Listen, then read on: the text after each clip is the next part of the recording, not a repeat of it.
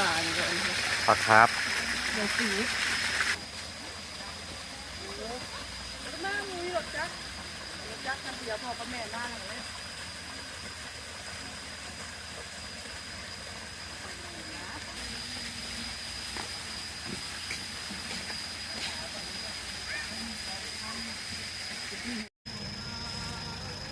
ทางเขาวัดถ้ำเจียพี่น้องเนาะมือลุงอึงพามาวัดที่ว่ามีสื่อเสียงทางด้านการท่องเที่ยวเนาะพี่น้องวัดถ้ำเจียเป็นวัดสิริมงคลเนาะใกล้เติบพี่น้องเนาะออกจากตัวเมืองสวรรค์มาใกล้เติบ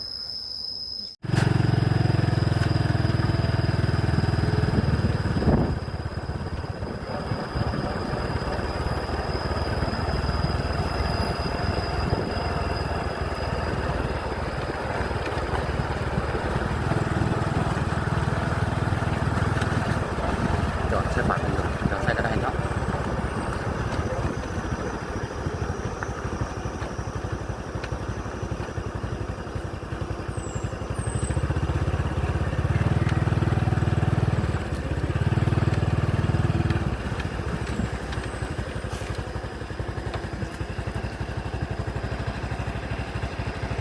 ตัวบริเวณวัดเลยพี่น้องเลยลูกอึ่งมาเนาะ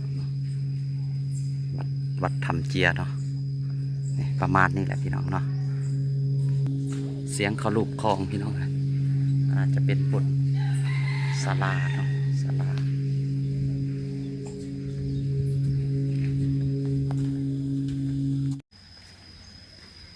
คลองใหญ่พี่น้องโอ้เฮาสิเลาะไปทางครัวครับทางหนองปลาครับพี่น้อง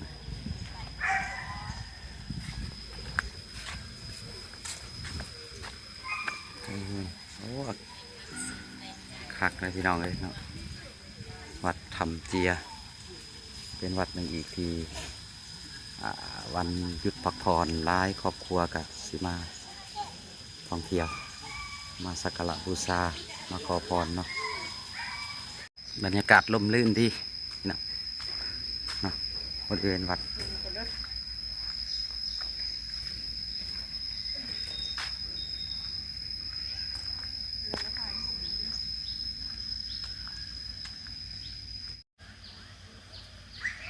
สระใหญ่พี่น้องเลยเนาะใกล้หิมคลองเด้อ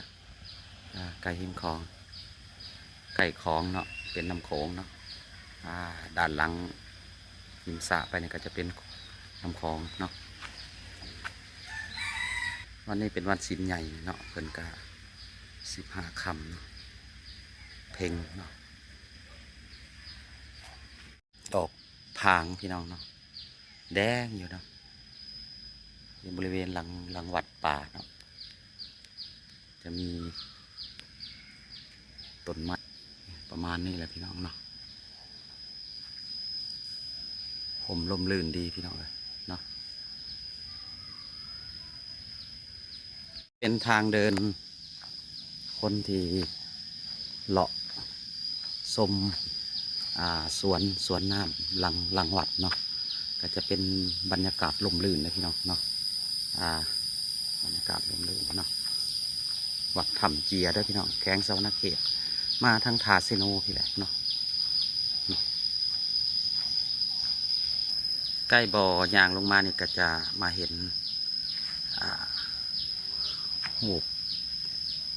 ปั่นเกี่ยวกับข้อมูลเกี่ยวกับถ้ำเจียเนาะเป็นกระเทศประมาณนี้แล้วเนาะพี่น้องเนาะจากนั้นก็จะมีหูปปั่นของฤาษีและก็หูพระอินทร์จะเป็นอีกมุมหนึ่งของวัดเนาะที่ว่าวันหยุดวันพักผ่อนหรือวันต่างๆของทางศาสนาหรือว่าวันพักครอบครัวเขากับพี่น้องศาลาก็จะพากันมาเลาะชมบรรยากาศเนาะวัดถ้ำเจียเนาะ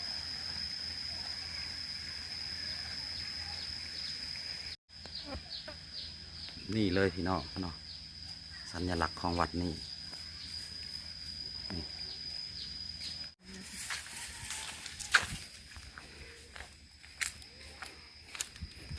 แต่ละวัดมันใกล้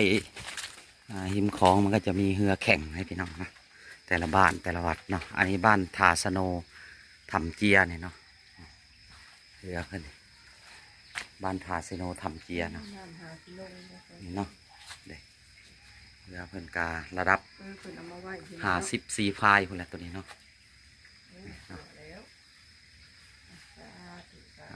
54 พายเนี่ยเนาะส่วนใหญ่ก็จะมีไก่ป่าเด้อพี่น้อง ทำเป็นตูลูกเต่าเด้อแมลง มุมนี้ก็จะสวยมากเลยพี่น้องเนาะน้ำเขียวเนาะจะเป็นด้านทางเข้ามาพอได้เนาะนี่ก็เข้ามาหอดไก่เสียหอดหิมคลองด้านนี้เนาะพี่น้องเนาะด้านทางนาเฮานี่ก็จะเป็นหิมคลองเนาะพี่น้องเนาะก็จะมีกุฏิพระเนาะแล้วก็ที่พักอาศัยแล้วก็มีต้นไม้เนาะโอ้คักสุดยอดเลยพี่น้องเนาะ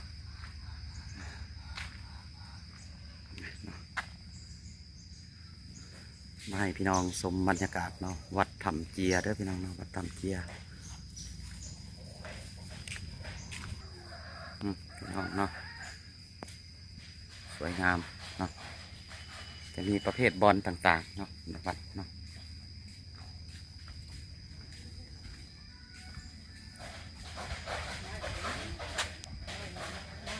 นี่อันนี้จะเป็นไม้พยุงทางนั้นเนาะพี่น้องไม้พยุงทางนั้นเลยนี่เนาะ แม่นบ่ ไม้พยุงทางนั้นเนาะ แม่นเนาะ พี่น้องส่วนนี้จะเป็นแถวไม้พยุงเนาะที่ทางวัดเพิ่นเลี้ยงไว้เพื่อความสวยงามนี่เลยพี่น้องเนาะฝั่งนั้นก็จะเป็นมุกดาหารพี่น้องเนาะฝั่งบนนั้นเนาะวัดนี้ก็จะมีศาลาแบบได้เบิ่งไปทางพี่น้องทางฝั่งไทยเนาะได้เบิ่งไปทางนั้นเนาะพี่น้องเนาะศาลาชมบรรยากาศยามค่ำคืนหรือว่ายามบุญศีลกินทานเนาะเขาก็จะมาหรือว่าวันหยุดวันพักผ่อนเนาะนี่จะมีบันไดเนาะพี่น้องอาจจะเป็นท่าเรือของวัดเนาะหลายขันสมควรนะพี่น้องเนาะ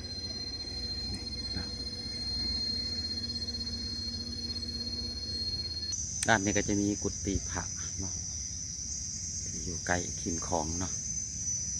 และก็ป่าไม้ขะยูงเนาะพี่น้องเนาะไม้ขะยูงไม้ดูลาย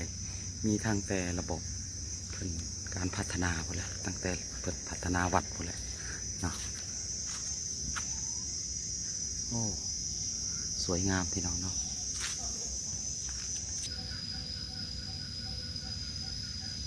พี่น้องโอ้ขนาดใบไม้ตัวนะพี่น้องเย็นดีพี่น้องนะเงียบสงบนี่อีกมุมหนึ่งเนาะที่หลายคนมากันเพิ่นว่าฮันซีนของวัดนะครับครับเนาะครับพี่น้องนะ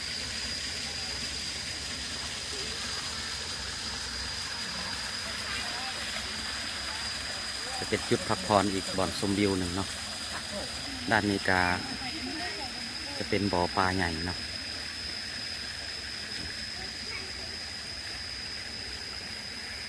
ที่เขาถ่ายด้านนั้นตัวเลยเนาะแต่เขามาด้านนี้เนาะ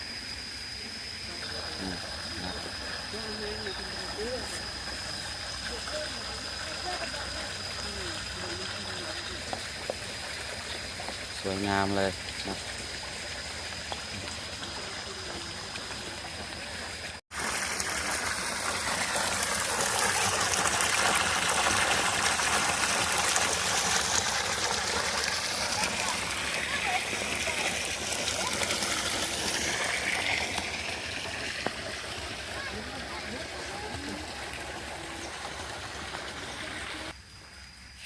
ผมเย็นขนาดพี่น้องเลยเนาะ เลยเนาะบรรยากาศคักๆอะไรอย่าง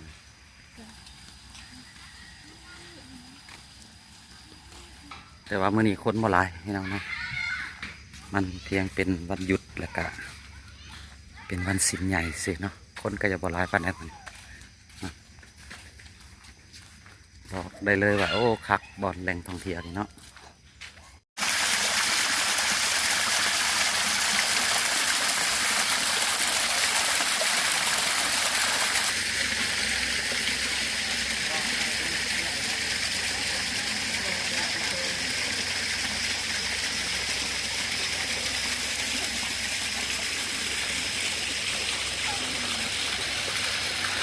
ป่าเนี่ย ปลาครับ เดี๋ยวสีแม่มูรถจักรคันเดียวพอกับแม่หน้าหลังเลย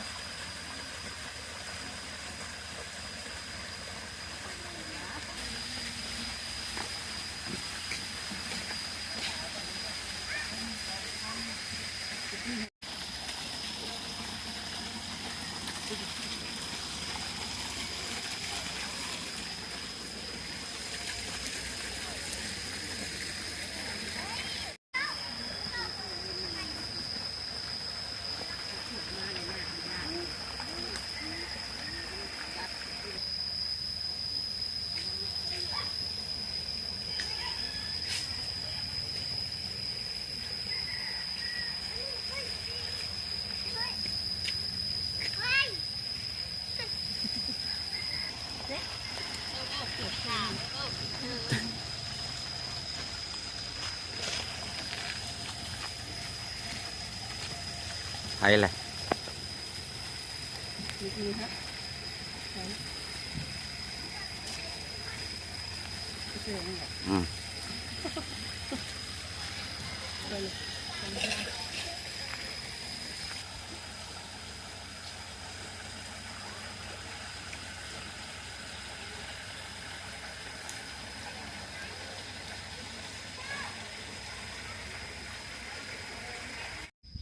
นี่